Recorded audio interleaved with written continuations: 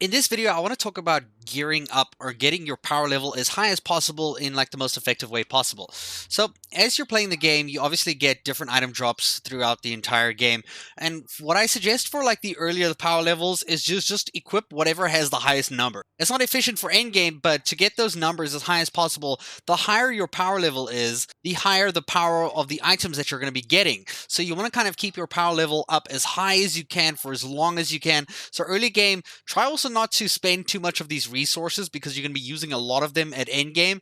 You can, however, buy them, so that's good. You can buy some of these resources from the gear vendors, either on the helicarrier or at the anthill, or also even the faction vendors. I believe some of them sell some of these different, resources that you can use fragments to purchase, which is fantastic actually, because that's a perfect thing to spend them on, is to upgrade some of your end game gear. But you can also use these gear vendors to buy different pieces that you might need. For example, if you hold E and you like compare two different ones, like this one is a really good upgrade for me at this level here. You can see this gives me 4 extra power level on this item. So I'm going to go ahead and purchase this. So now I'm going to try and increase my power level a bit further so I can kind of work my way towards that 150 mark, because 150 is the max level. The major artifact actually gives you, like, as you upgrade it, you can actually get plus power. I believe these are the items that you use to kind of like get those lost few numbers out there. And the resource for this is quite hectic to get, and you need to do your faction quests to unlock these resources, this polychron resource, which is this one over here. So the first thing you should do, especially early game, is you don't want to upgrade too much, but you want to upgrade enough to unlock the perks. You can see the 2 perks over there are locked, but when you press R or hold R, you can unlock one, and if there's a second one, hold R again to upgrade it a second time to unlock both of those perks. Right now, I'm at a good stage with my power level that I'm like okay with kind of boosting or upgrading my gear as high as I can go. I don't really want to go to that like 10 out of 10 mark, because I can easily find a replacement for this in the next 20 minutes that will completely make me feel like I just wasted all those resources. So you kind of want to save most of your resources until you get to the end of the game. But to help you kind of make small jumps in gear, I usually kind of upgrade to like maybe halfway, just a few of the resources, depending if I have enough of them. I mean, right now I've got like 119. That's a really okay amount for me. So I'm going to boost it to like here. So that's 114. It's pushed me up to 112 already. So for most of the campaign and stuff, you're just going to pick up everything that has the biggest number and put it on. But once you get to this kind of level where I am right now, I have to focus a lot more on what the stats are. So if you look next to my power level there, it says Might 32 and Valor 31, right? So these are things that you now need to monitor, because before, if you looked at my stats, I recently had my ranged rating a lot higher than my melee rating because I was just using random gear. Now I've been trying to focus on gear that has Might on it specifically, because might gives me that melee damage increase, which is something I really need. And it was really weird because my ranged rating was like double my melee rating at one point, so I could literally throw my fist and deal like 5,000 damage, but when I hit someone with melee, I was doing like 600 damage. I was like, this feels odd. Like, it feels really weird. Like, I don't think this is right.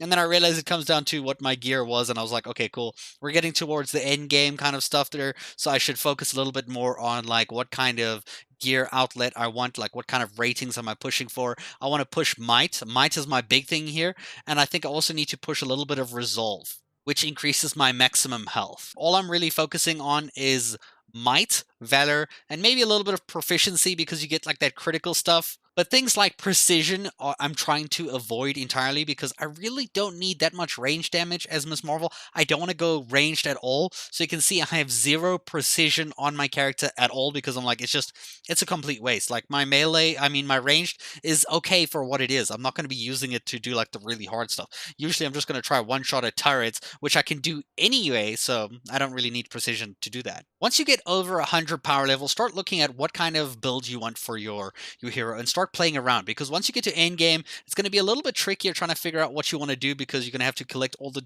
perfect pieces of gear. Apart from your general gear, you want to kind of focus on your artifacts, and a good way to get good artifacts is literally from the faction vendors. Like, I've bought all the good ones from the faction vendors, either on the helicarrier or at anthill. So I'm going to head straight to Madame Curie over here, and I'm going to show you that I've actually purchased 2 of her ones in the past year, 108 and a 110 one, because they're usually really good. Like, I get most of my good upgrades from these stores here. The only problem is like some of the gear here, which might be good, is locked because it says required rank, faction rank 40. I'm like, bruh, I gotta do those daily missions. Those daily daily assignments to push those rankings. So like once you get to end game, you kind of want to get your rank as high as you can so that you can freely come here and be like, this is the perfect upgrade, has the perfect stats, I need that one. Like I'm imagining it end game, like there's an item here that's like 140, 150 or something, and you're like, it has the perfect stats, I'm going to buy that one and upgrade it to maximum. Easy peasy, and that's what your goal should be, is to get that rank up as high as you can. And then you have your major artifacts. Right now, I only know of the two, the one that you get for beating the game, or the campaign actually, and then this one that you get, I actually don't even remember where I got this one. I just got it somewhere along the line. And this is the one that I upgraded, and I was like, I already upgraded it, man. The resources are expensive. They're hard to get, that polycharon.